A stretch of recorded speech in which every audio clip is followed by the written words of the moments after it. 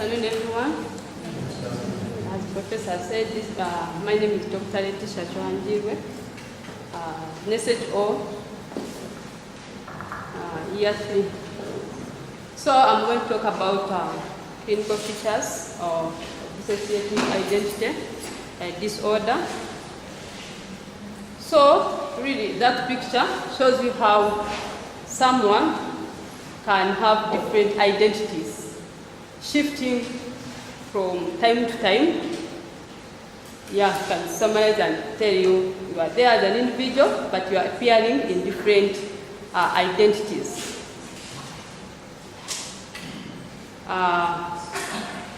Previously, this dissociative identity disorder, when you go to books, previously they used to call it multiple personality disorder, but then the name was changed later. So when you find a multiple personality disorder, it's the same as a dissociative identity disorder.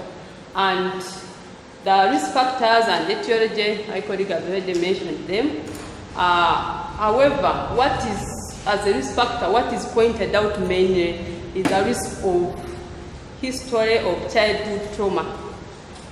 This trauma, mainly we have the sexual abuse, the physical abuse, also other abuses like emotional abuse or neglect, generally maltreatment of a child. And briefly we talk about the clinical features. Young children, really, my introduction, young children's brain are less mature than adults. So that's why they are more susceptible, because their sense of self, their perception of self, their control, they are not yet really cohesive, or than their brain is still developing. And however, if you are dealing with children, there are a number of normal childhood phenomena. For example, they are at the stage based on young children, you find there's a stage where they are in their imaginary playmates, imaginary companions. So when you must be careful in differentiating those imagination, imaginary plays, imaginary companions with their pathology, with a pathological dissociation. Going to the really features of the dissociative identity disorder, we have alterations, dissociative alterations in identity. As we've already seen, like someone really, you need to have like you're there, an individual is there, and then they have distinct personality states or an experience of possession. An experience of possession is in our culture where they're saying this one is possessed. They say this one is possessed with spirits. And then this distinctive personality state controls someone's behavior, someone's speech, someone's affect, someone's mood. So this possession form will really typically manifest as behaviors which may appear as spirits or supernatural being. Like you hear someone say this one has spirits, and then they think the outside person is taking control of that individual, and that's why they are like speaking or acting in a distinctly different manner from their real identity. They are acting in an identity of another individual. Like they can act as like a child, like a grandfather, like a grandmother in that position. Then you have the amnesia in this dissociative identity disorder. Here you have gaps in remote memory of personal life events. For example, events like someone remembering his or her childhood, her adolescence, someone remembering her marriage, her wedding, all those like the real life events, or the deaths of like a grandfather or grandmother. There are those gaps in memory, and then there are lapses in dependent memory. Here you lose like your skills may be used to like using a computer, you find you're not able to use a computer, or even writing. Like now you say, you find someone is not able to, like saying, I cannot write, I've lost this skill, I cannot use this skill, I've lost it. And then also, there's discovery of evidence of their everyday actions and tasks that they do not recollect doing. For example, like in their shopping bags, they can find items which they are themselves, maybe they have gone to a supermarket, they have bought those items, but then they cannot recall that they bought those items. They will just find their evidence of their activities, like buying something from a supermarket. It's in their bag, but they don't recall how that item got into their bag or their shopping bags. And then they have blackouts or time loss. Even when they are present, but then they feel they have lost some time. And then dissociative fugues, where a person discovers dissociated travel. Here, like a person may find himself or herself, say, at a beach or at some place in the market, but doesn't know how he or she got there. We have that, like presentations in children, they tend to manifest like also in adults. But I've already said, when you're doing them with the children, they have that age where they are around 6. They have the age of, remember, 6 months, 6 years, sorry, around there, where they are in their imaginations. So the age difference will really affect the presentation of their dissociative identity disorder. So like the young children, we find that they have less linear or less continuous sense of time. They are not able to like self-identify themselves. They cannot able to perceive themselves. And then, so the behaviors that they show can be like documented by other people. For example, the teachers who can be with these children at school, or the relatives, so they can be helpful in documenting these behaviors that they display.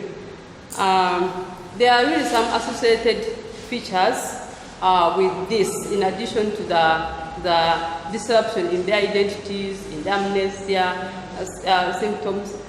They can have, they say, because now you see the most risk factor is the history of early childhood trauma. So that trauma, they can have like post-traumatic stress disorder symptoms, like hyperarousal. They have increased like startle responses. They are hypervigilant, something like that. And then the avoidance of those things like memories of that.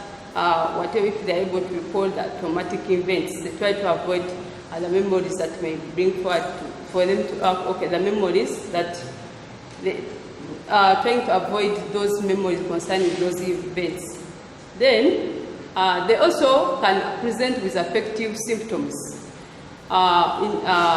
So you find that an individual is coming in, is presenting with depressed mood, with dysphoric, and is adenotic, that is loss of pressure, and they have mood swings, their mood is labile.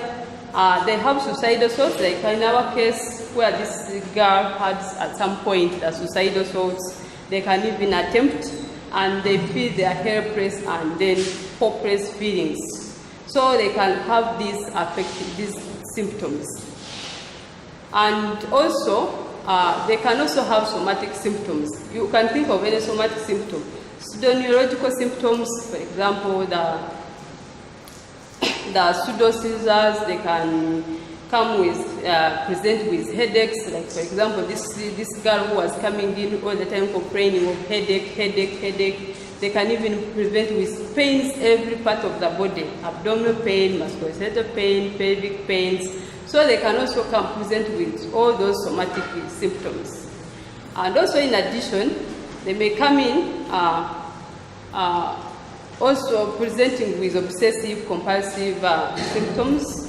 And for example, they can, like, of course, like someone else will be reporting that this and such a person is always, let's say, these are more examples, arranging things, is always the time checking the things, is all the time like counting. So all those things you may find like this individual may come in with all these associated features. So like when you are what to think about this person or an individual with dissociative identity disorder, you have to think of the comorbidities also that this individual can have. Much as in that case,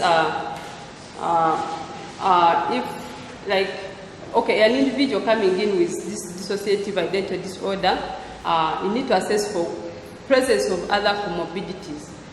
For example, the post-traumatic stress disorder, the depressive disorder, including the major depressive disorder, the personality disorder, the somatic symptom disorder, even the conversion disorder itself, what they call functional neurological symptom disorders. And they could also be having or using substances, but in our case, really, there was history. They asked about the history of substance-related disorders, which was not in. But generally, the dissociative like alterations in this identity, in memory, in consciousness, may affect the symptom presentation of comorbid disorders. So it may not be like easy to how you need to take a therapy to make sure you rule out all these comorbid disorders. So to say that maybe you're going to carry out a specific laboratory test to test for conversion, for dissociative identity disorder, no specific standard laboratory tests. The other test that you do is to make sure an individual has no other illnesses, but specifically for it, yeah, we need to take a thorough history. That is briefly about the diagnostic criteria, how you can diagnose somebody with dissociative identity disorder.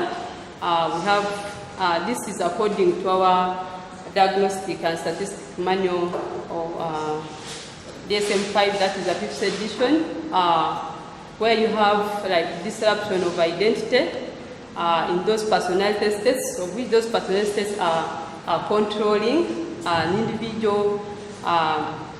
They may also be described in some cultures as an experience of possession, and then you have the recurrent gaps in the record of everyday events, what is happening, like maybe you went and attended a party, you're not able to recall, or you are supposed to attend a class and not able to attend. So those everyday and then important personal information like your birthday or when you wedded, and yeah, and then we are saying that really you hear people saying, I've dissociated. I think I went in an exam and I dissociated. Or so there are those terms, but really these symptoms must really cause clinical significant distress or impairment. Like you say someone has this disorder, and then you think it should not be like normal part of like a broadly accepted culture or religious practice. I've already said like in children, they have those imaginary playmates, imaginary companions, consort plays. So they shouldn't, like those other stage students, they should not be explained by that. And also rule out the other substances or medical condition, and then always look for comorbidity in an individual with dissociative identity disorder. Thank you.